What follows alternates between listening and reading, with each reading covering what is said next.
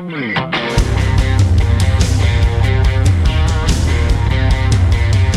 to ContenderCast, a global leadership and consumer industries entrepreneurship podcast centered on shining a light on bright ideas. And now, here's your host, Justin Hahnemann. Thanks for listening, thanks for tuning in, thanks for downloading. It's Justin Hahnemann on the ContenderCast. We're shining a light on bright ideas.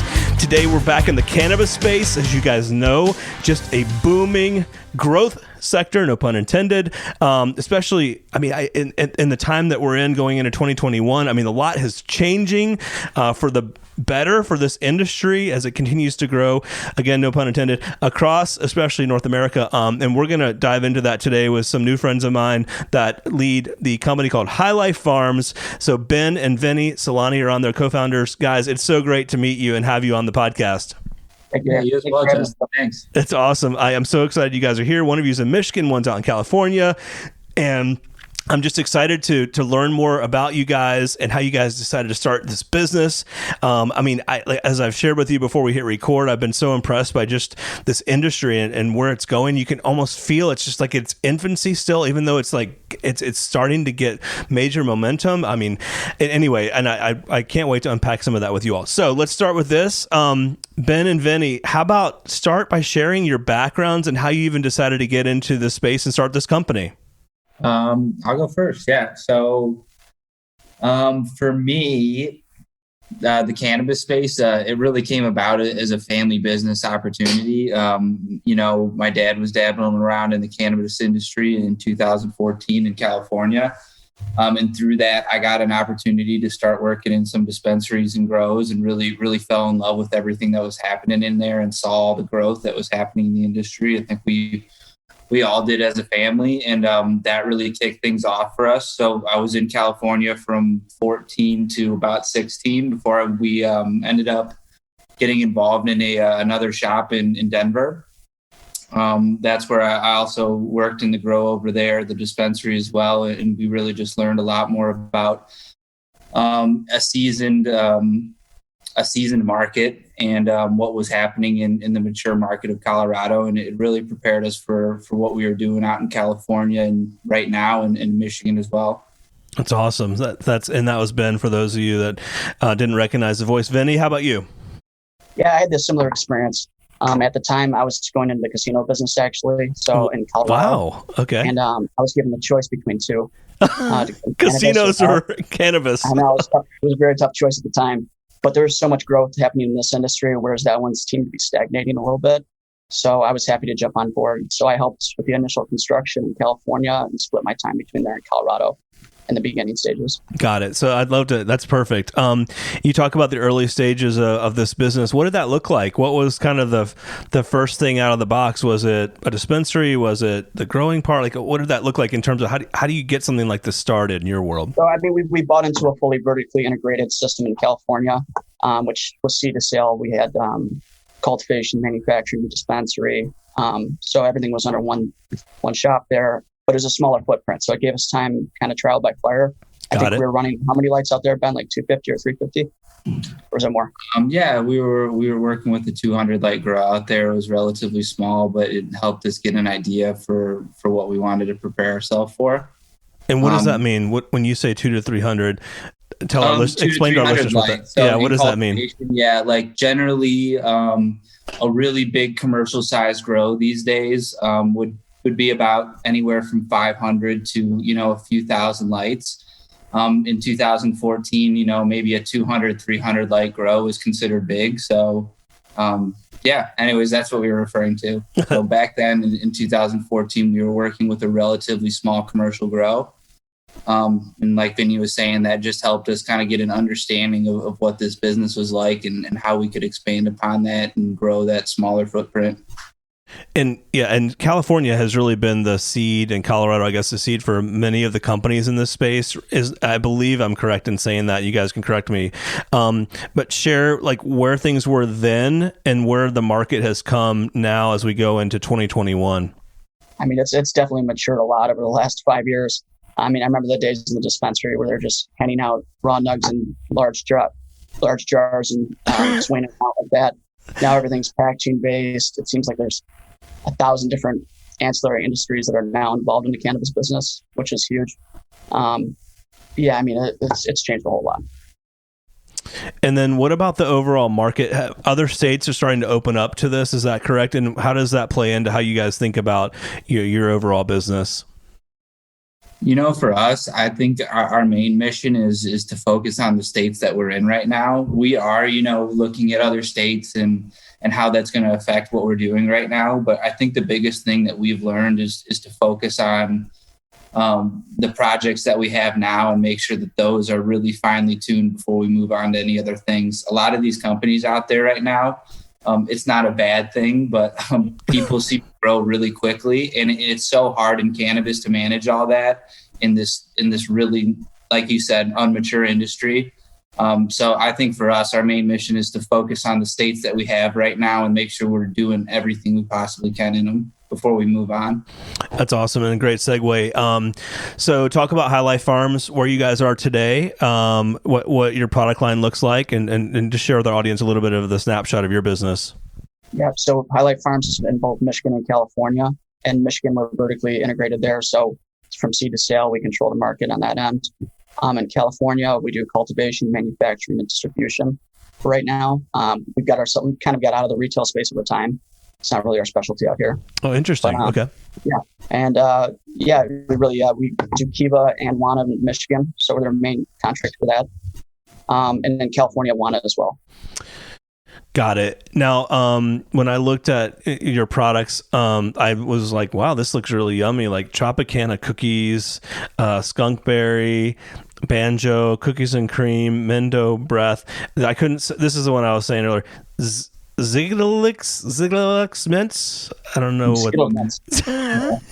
So, what are these? Okay, you got to tell me, what are these? And do you eat them? I mean, I know everyone that's listening that knows cannabis is laughing at me right now, but help me understand the products. I think for cannabis, one of the funner pieces about it is the names that people come up with for these different strains. And it's one of the things that makes the cannabis industry unique. So those are just all different strains out there. They have different flavors, different high profiles, different smells going on to them. The skunkberry obviously is a very fruity strain. So a lot of the names kind of are indicative to what the strain may smell like, or maybe some of the lineage in the strain as well. So they get very creative though with the names. It's almost unlimited. Yeah. Ben and I are both really into genetics and popping seeds and finding the newest and best stuff that's out there on the market. Seriously? Oh my God, that's great. The names get weirder and weirder as we go on, to be honest. That's so crazy. As you were growing the business, how did you figure out what was going to be the priority? Because it's not like, I'll give you a parallel example. If I'm going to start a new beverage company today, there's a lot of other beverage companies that have done it, right? There's not a roadmap, but kind of the things that have to happen to get there to the end. In your industry, that's not necessarily the case. I mean, you're figuring it out on the fly. What were some of the key things you guys had to solve for as you went from kind of family business and doing the small 200 light, I think you said, operation to where you are now? What were some of the steps you had to take? I think it helps that both me and Ben are connoisseurs of the product ourselves. So we're able to kind of see and forecast what the market's going to want in the future. And when we pop seeds and stuff like that, these things actually don't come to fruition in our grows for probably about 6 months. Oh, wow. So we're really planning way ahead of time and what we're planning. Ben, you want to add anything there? Yeah, no, too. I think for everything for us, it's hard to say, but a lot of it is trial by error and being just time in the industry. And, we were lucky enough to be able to partner with people like Kiva and Wana in Michigan and, get some insight from them on what was popular, up and coming. And it was very helpful for us to learn from that. And again, in Michigan, too, it's a very different market than California right now. Obviously, the market in California is much more mature than Michigan. It's been active for so much longer. But Michigan, it was really nice for us to learn what a new market would be like and kind of go from there out here. I guess it's changing all the time out here as it is in California. But I don't know. Biggest thing for us is figuring out how we can forecast what the market's going to want for the year. Got it. Yeah. That's interesting. So how did you guys decide who would do what? Like, do you guys have the same skill sets, or is one of you better at certain things than another? What does that look like? No, it kind of fell into it naturally. I come from a sales and marketing background, and Ben is a grower in the pure sense of the word. So he had a more organic start to this industry. And then as things have shifted, especially politically and whatnot, you guys you decided to focus on your geographies. What drives the growth there? Is it new products, or is it people just discovering and just trial? What does it look like in terms of growing your business in those geographies?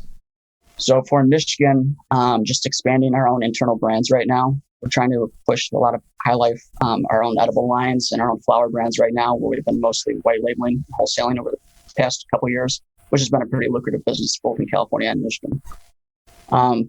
But yeah, we're trying to make the shift this year over to more retail based and branded product. Yeah.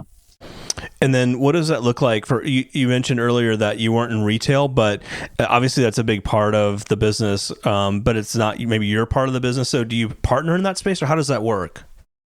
For us, I think we're good operators of our wholesale business here.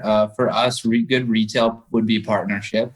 We look for people that really know that space and know and own those shops. So yeah, for us, we like to work the production spots and work our wholesale factories. That's what we're very good at. The retail really comes in partnerships for us. And that's great. Yeah. And what about on the consumer side? Are you seeing more trial? Are you seeing more discovery? Are you seeing people start to understand what cannabis is all about and the products? Because I think it's one of those also, because it's so new, a lot of people don't know. They think of pot, right? And they don't know, right? They don't know there's these flavors that we just rattled off. Yeah, no, I mean, education is the biggest factor in getting new consumers in the market. I mean, you obviously have your person who's used to high doses of weed and high potency and stuff like that. Right. You have your soccer moms and people that are new that are wanting to smoke weed that's 18 to 20%. So there's different levels of the market for different consumers for sure. Yeah, and we're starting to see that stratify.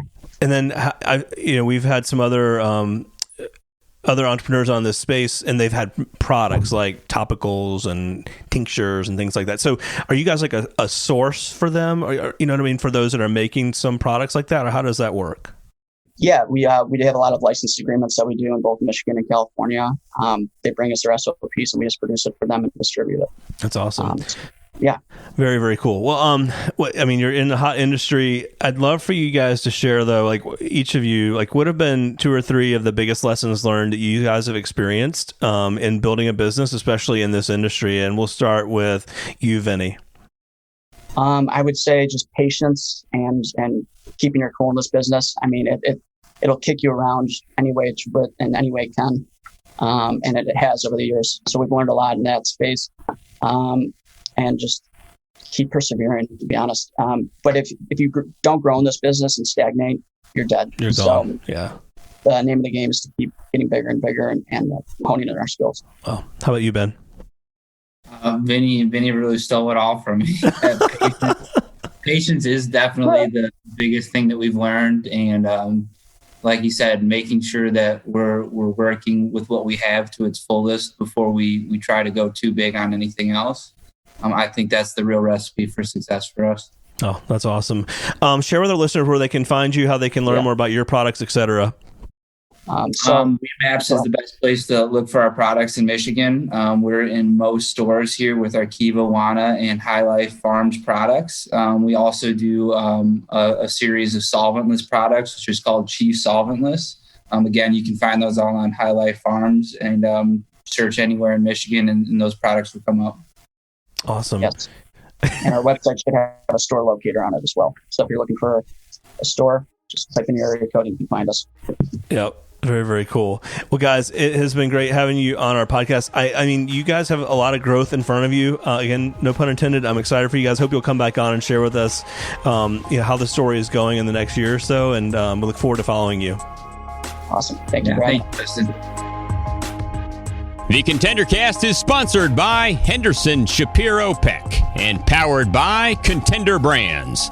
You can download additional ContenderCast episodes directly via Apple Podcasts, Google Podcasts, Amazon Music, Spotify, iHeartMedia, YouTube, and other preferred podcast platforms. If you would like to be a guest on the ContenderCast, connect with us at contendercast.com. This is Brian Benson reminding you that every winner started as a contender.